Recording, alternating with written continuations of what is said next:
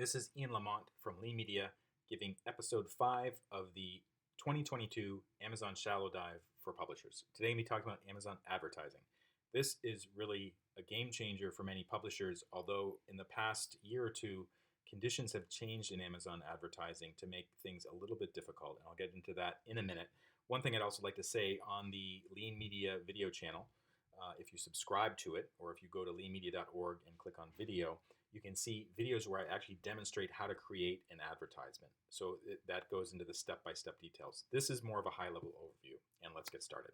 So Amazon advertising is a self-serve, cost-per-click ad platform. That means you create the ad yourself.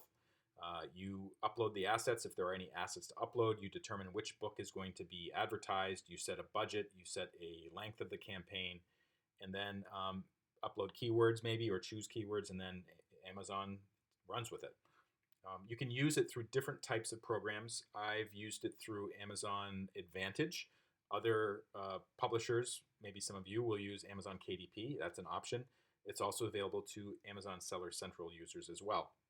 And it may show up on Amazon, the Amazon app, or sometimes these third-party locations as well. I think Microsoft Ad Network may be one of the partners there. I'm not quite sure about that though. Okay, so you access it through one of these platforms. You, as I just said, you choose the book. You enter the timing details, bids and budget. The keywords is actually a pretty important thing. You can let Amazon kind of automatically choose the keywords, but if you do not want Amazon to do that, and there's actually good reasons not to do that. Sometimes Amazon chooses the wrong keyword, which means that people searching for something unrelated to your book will see your book. And of course, they're not going to buy it because that's not what they're looking for. So what I usually do is I have a spreadsheet of keywords related to each title that I have, and I just kind of copy and paste those into the platform, into the advertising platform when I create a new campaign. If you want a good idea of where to get keywords, there's a couple places to do it. If you use Google Ads already, there is a keyword tool. You can kind of download them from that. There's another tool called Ubersuggest. I've used that a couple of times to find some keywords. And if you search around, you'll find some. And you shouldn't really have to pay for keywords. Of course, these services want you to do that, but I don't think it's necessary to do that. And then the other way you can get keywords, of course, is just going to Amazon, entering text in the search bar, and see the type of terms that show up. And some of them, as long as they're not prohibited terms like Kindle or free, you can just put those into your spreadsheet or use them in a campaign. Okay, so when you look at Amazon search results, as I said earlier in my 2022 Amazon Shallow Dive for publishers, there's two types. There's paid results. That is, people used Amazon advertising to get the book at the top of the results or in another place on Amazon for people to see it. And there's organic results. And these are kind of like the so-called natural results from Amazon's algorithm, deciding what to show you based on how well the book is sold, what your interests are, how many reviews there are, when the book was released, etc. In this particular example, those two ads at the top, I actually paid for those. Those are my ads. I paid for them. And when you search for genealogy, they show up, which is great for me because that means because there's how many results are there? There's like 50,000 results for books with genealogy in the title. Well, my stuff is showing up first, which is fantastic. I like that. Now, if you also search on the Amazon app, you'll see sponsored products too.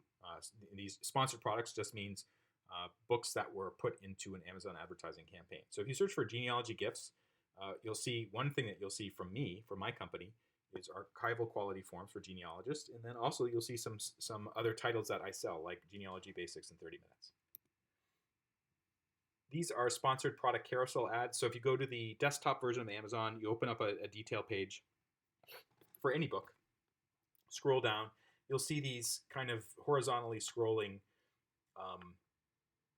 book carousels that show different types of books. It'll say sponsored products or sponsored, and the one that's kind of highlighted in blue there on the right, that's one of my books. And then also the red arrows, they're pointing to advertisements where they actually had ad copy. Somebody pasted in ad copy about the books, and that shows up below the ad. Just to let you know, you don't need to put in ad copy. That it's usually optional in most type of ad campaigns. And these days, I think the most important thing is the cover, the number of reviews, and the price. So I wouldn't worry too much about the ad copy for advertising campaigns. There's other types of Amazon advertising formats. One type is called sponsored display.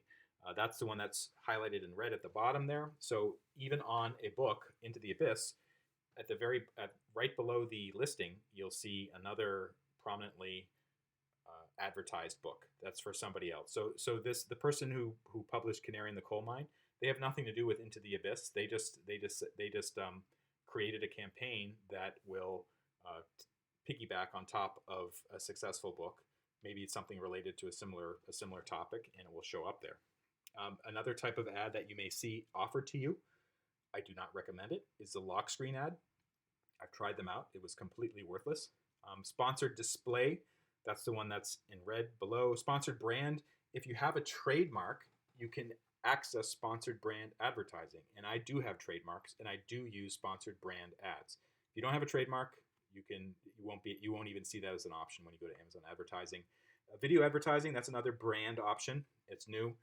Retargeting, that also means that you can create campaigns that show the ad again to somebody who's already looked at your detail page. And this is a popular thing outside of Amazon, for instance, in Facebook, but you can now use that in Amazon advertising as well. So if you are a KDP publisher, when you go to your listing of books, you'll find a little button that says promote and advertise. Click on that. You'll come to this page, and you want to select run an ad campaign in the lower right corner. Choose a marketplace just means US versus Canada versus Germany. So most people will just be doing the US. And why use it? The great thing about it is your book goes to the top of the line if you bid high enough. It'll go above the search results. And for me, for instance, the books that I publish about genealogy, that's really important because there's thousands and thousands of titles that I'm competing against.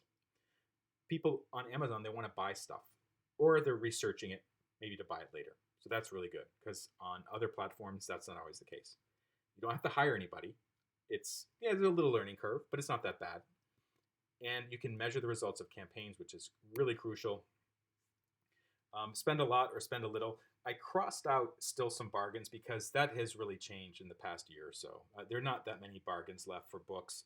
And actually, if your book already has a very slim margin, Amazon advertising may not make sense for you right now. It's just you have to pay too much for clicks, and if your conversion rate's not good, it just won't work out that well.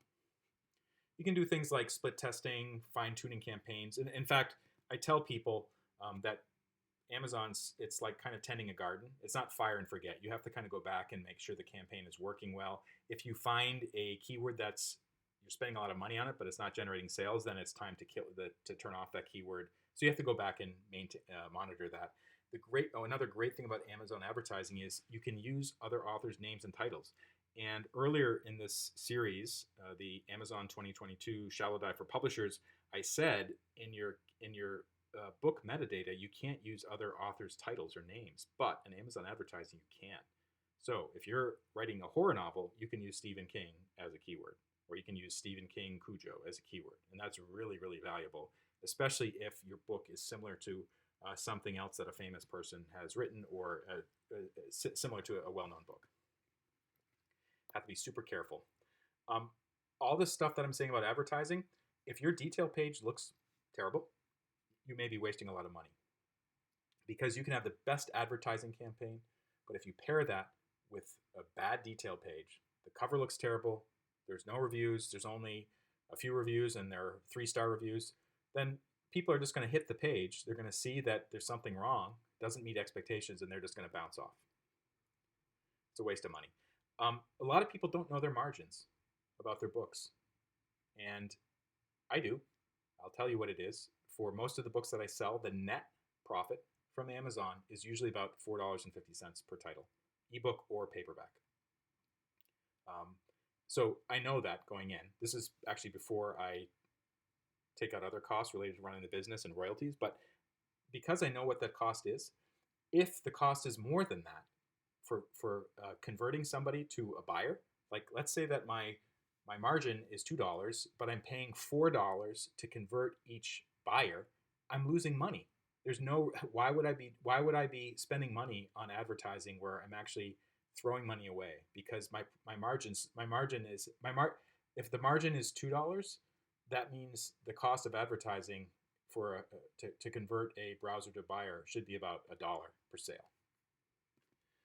You really have to focus on the important metrics. Amazon, when you look at Amazon advertising, they'll throw all these really confusing numbers and charts and graphs at you. Focus on the basics. Click-through rate, conversion rate, spend per sale, profit. Cost per click is another one I look at sometimes, because you can just take that and measure it against whatever your margin is, and you have a good idea of if you're able to, how things are going. Amazon also has some frankly misleading metrics like ACOS, so be really, really careful of that. And dark patterns. I use this term because I've seen it pop up in Amazon, and the way that Amazon exploits this is they'll say, when you create a new campaign, they already have a default bid pre-selected for you. It's $1 per keyword.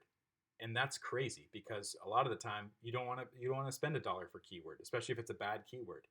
You're spending more than what they're recommending. So you really have to stay on top of stuff like that, and beware when Amazon kind of forces you into a box and it doesn't look good. In many cases, you have the ability to change some of the conditions so it works better for you. You can compete against other publishers, but sometimes they may compete against you, particularly if you're doing well. And one way to tell that is go to Amazon, search for your title, and see the books that show up. And if there's another book prominently showing up, like every time you search for a certain title, or maybe you have a couple different books and the same book keeps on showing up, it's probably a sign that either they're targeting you or they're really using the keywords that your book is associated with. And like I said before, you have to kind of tend the garden. So factors that impact ad costs. This is from the New York Times a couple years ago. This person said, if you have a product that dips below 3.5 stars, your advertising cost doubles or triples. And this is really true. So if your reviews are bad or your cover looks amateur hour, it's just going to cost a lot more to convert a browser to buyer, and it will just make your costs rise. For more information on how to get the most out of Amazon and publishing and other types of e-commerce platforms, go to leemedia.org, click on video, and you can click on YouTube channel. By now, I think I have several hundred videos on various topics. Also, if you're watching this now, if you could like this and subscribe to the channel, I would be grateful. My name is Ian Lamont. I'm the founder of Lee Media, the author of the Lee Media book, blog, and framework. Thank you so much for watching.